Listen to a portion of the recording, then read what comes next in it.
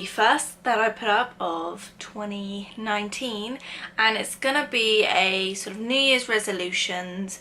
I like to call it more sort of goals and aspirations for the year. If they don't get done, they don't get done. I don't want to like hold myself accountable to it, but I did this last year and I thought it was quite nice to go back and see what I'd achieved and maybe what I hadn't worked on, so I thought I'd do it again this year. So I'm going to start by going through some of the goals that I set for last year and just going through if I managed to reach them or not, and then I will go on to the ones that I'm going to set for this year. So I've got my little notebook. Okay, so I'll link the last year's video down below if you do want to go and watch that quickly before you watch this one, but let's get into this. So last year I set a target of surpassing 700 subscribers. I have done that. I believe I'm at like 760 at the moment, so I was really pleased to have hit that target. I will be setting another one for this year. I think it's always nice to sort of strive to something, and it gives you, as much as people say they don't look at their subscribers, I think also it's a nice tool to help you reach for something. It's a goal. As much as we all love doing it for the love of it and to share you know, the content, there's always that goal that we can drive towards, and I think that's a healthy thing to have, really. So yes, surpassing 700 subscribers, and then in brackets I've got YouTube taking away monetizing. I did do a video about this. In the year of 2018, YouTube took away my monetizing from my videos because they said I didn't have enough subscribers or view count, and like I said, I will link that video as well if I remember down below. That was a big controversial thing, so you can clearly say I'm not doing it for the money now, because I don't get any money from these videos. I purely do it just because I like to share things with you and enjoy the topics that I put out. So it would be nice one day to get monetizing again, but for now this is where we stand. So yes, the next thing I had was to get better at vlogging. I don't think I really did too well at that this past year. We had a couple trips that I vlogged. So we went to Centre Parks at the start of the year, we went to Mexico as our main holiday, and we went to Cornwall. I think those were like the 3 main trips that I vlogged, and we went to the Isle of Wight. I vlogged that as well.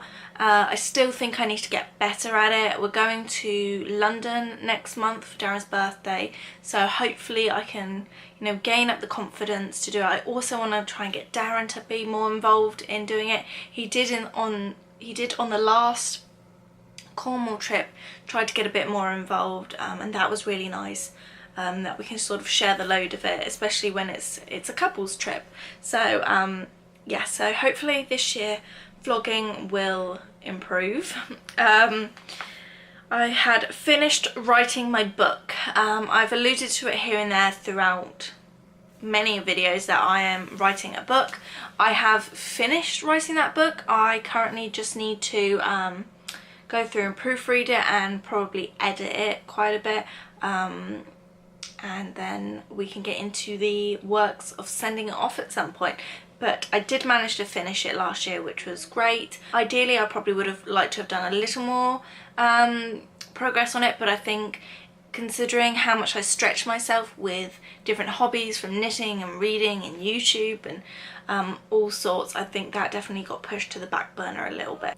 The next point was to grow my knitting shop. I definitely have evolved it over the past year.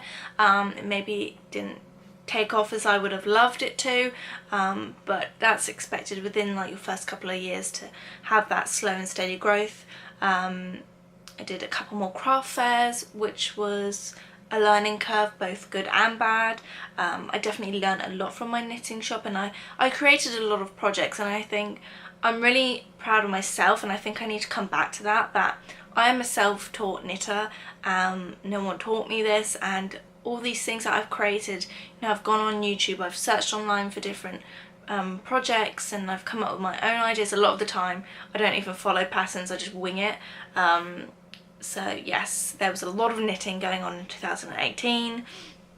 The next target I had was to read 50 books, and I'm pleased to say I accomplished that. I believe, did I do 50 or 51 books? Let me double check. If you don't follow me on Goodreads, you definitely should, because that is where I update most frequently what I'm reading, and you can see if I post any reviews on things. So, okay, so it won't show me, but I'm pretty sure I read 50 books bang on, which I was very pleased with. So definitely a good year for reading. I got a lot more into thriller books, I want to say, and sort of that suspense. And yeah, I'm really quite pleased with how my bookshelf has looked this year. Got a lot of good bargains on books, and I can only hope that continues into next year. One of my goals was to get sort of more toned. I didn't really succeed in that very well. I think that is an ongoing battle with me and Darren. Our weights are fluctuating, you know, we feel comfortable, we work both full time, and it's hard to get into that healthy lifestyle and exercise regularly, that sort of thing. But just 2018 was not the year for us, so that was that. And then the last thing I've got as like a 2018 reflection, I wanted to do something different with my hair. I wanted to dye it, and I did. I ended up dip dyeing my hair purple, which was interesting. I definitely really liked it. I thought it was really cool, but it didn't last very long, and it would have been quite costly if I wanted to upkeep it. So I decided to let that one go and do it as sort of a one-time experience. Not saying I won't ever do it again, but I probably won't dip dye it again this year. So that was that. So on to what I want to achieve in 2019. I've touched slightly on it already, but I really want to get through what I want to achieve and the goals I've set. So the first one is to surpass 800 subscribers. I'm about like 40 away from this, so I think it's achievable. If you're not subscribed, what are you doing? Hit that button if you want to see more videos from me.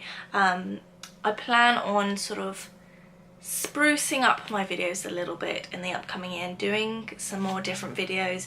I felt like I got sort of quite repetitive with them and quite in a rut, so I've sort of brainstormed some ideas, and if there's anything you want to see, I'm always open to suggestions, so leave the comments down below.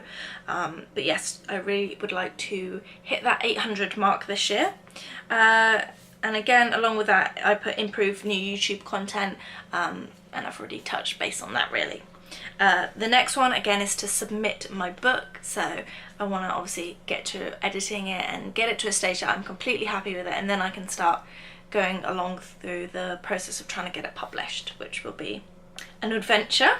The next one, it says read 50 more books. I thought 50 was a good pace to set it at. Obviously I managed to achieve it last year, so it's definitely achievable, and I think, yeah, it should be an achievable target, I hope. So I think that's a good benchmark to set it at. The next one is reduce spending. I have recently posted quite a few hauls, and there's a video I might do. I'm still on the fence whether I want to do it or not, but I have been spending quite a lot over the past couple of years, and I really need to cut down. Me and Darren have sat down and talked about our finances and things like that, and just like frivolous stuff that I don't need, that could be saved for a trip or to buy those bigger items. So that's something I would like to work on this year, is to reduce my spending and be more conscious of what I buy. The next one is to eat healthier. So again, with that toned thing, we were really quite good at some points in 2018. We did Slimming World, but then we just fell off the bandwagon, and we really do need to sort of get back on it, and I need to stop eating as much junk food as I do. The next one, I've just put self-exploration, and this is sort of a hard one to describe, but I want to just get myself in a really good mental state, I want to say.